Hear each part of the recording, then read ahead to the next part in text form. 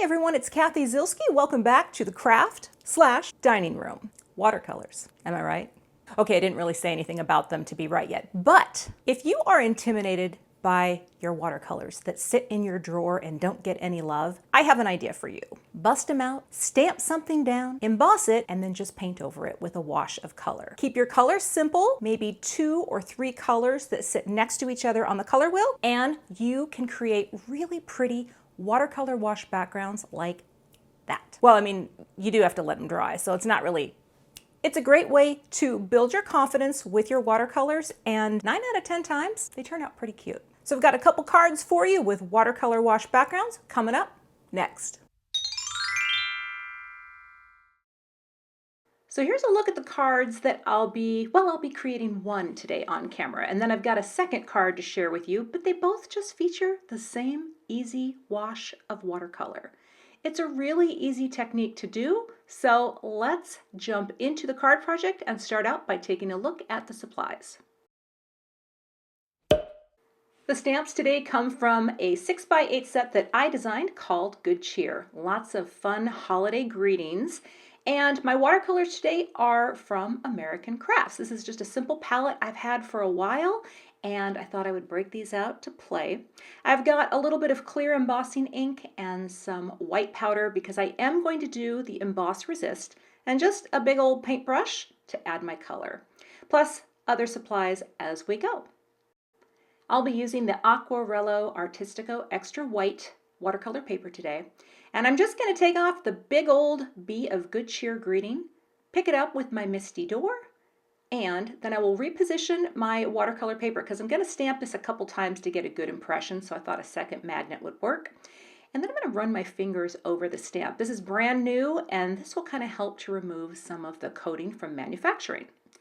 Going to hit my watercolor paper with the embossing magic to remove static and oil, and I'll ink this up with my embossing ink and give this a good press down.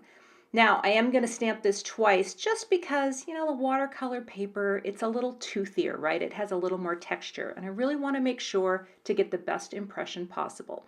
So, stamping it twice, giving it that nice pressure with my Swiffer cloth, and then I'll sprinkle on the white powder, let it sit for a second, tap it off, and hit it one more time. You can see it show up there. Looks like the impression, well, it's pretty good. All right. I'll get my heat tool warmed up, and then I will hit it to melt that powder. Almost looks like it's disappearing, but it's still there. You can still see the texture. And now we are ready to start painting. So I'm going to tape this down to a hardboard, and I'm just using purple tape for this, and I'm going to drop a little water into the colors that I'm going to use to activate them. And here's what I decided to do. I'm just picking 4 colors. Now, 3 of them are on the cooler side, but I thought I would bring in the pink at the top because I'm pretty sure you can do pink and purple together, right? Even though I think pink is really more on the red side of things, but it's going to work. I'm doing just a little bit of overlap, nothing heroic, just laying down the color. The thing I love about this technique is, well, number 1, it's easy. Number 2, every time you do it, it's going to look a little different. So you're going to get this sort of unique look to what you are painting. But this is something that can really help just build your confidence with watercolor, and also just kind of give you an idea of how your colors work. What do they look like when they're on the paper? And I thought this looked so good, I decided, Cathy, walk away and just let it dry completely, which is what I did.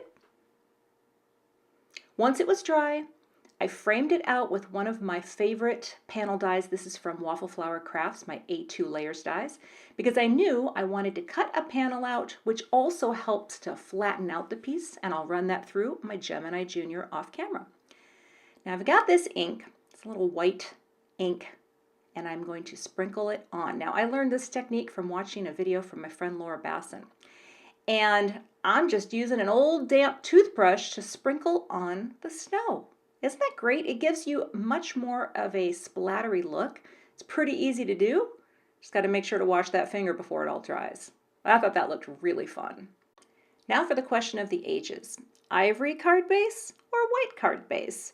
The thing is, this Artistico Extra White paper, it's actually pretty ivory to my eyes. So I thought, you know what? I'm going to go with ivory. What would you have done? Yeah, let me know in the comments below.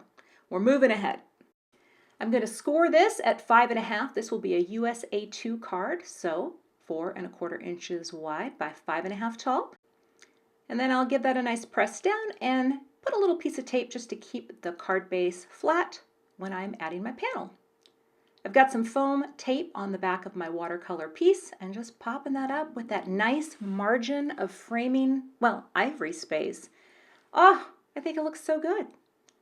I'll finish this off with just 5 silver sequins. I am a huge fan of silver sequins. Why? Well, they're pretty, there's that. But they're just neutral, right? They add a neutral little bit of shine, and 5 is a good number. In fact, I have a video. I'll pop a card up for you. Gives a little how and why behind sequin placement. Well, there you go. That's the finished card. This is so easy. You could crank a ton of these out at once, right? Like, I love having the full panel sentiment. Oh, so cute. Now here's another card I did off camera. Same idea, same colors. See how different that looks? I added more snow to this one, but I went ahead and just stamped a Happy Christmas and used the coordinating die to cut that out. Easy peasy watercolor wash backgrounds. Fun, and you can do this. So those are the finished cards. Very easy to do. Bust out those paints, stamp something, don't stamp something, but create some really simple watercolor wash backgrounds for your card projects today. If I can do this, so can you. Thanks so much for watching today. I would love to have you become a subscriber to my YouTube channel. And if you do subscribe, be sure to hit the gray bell below the video so that you don't miss the next time I post. Here are a couple other videos that you might be interested in watching. Thanks so much and have a great day.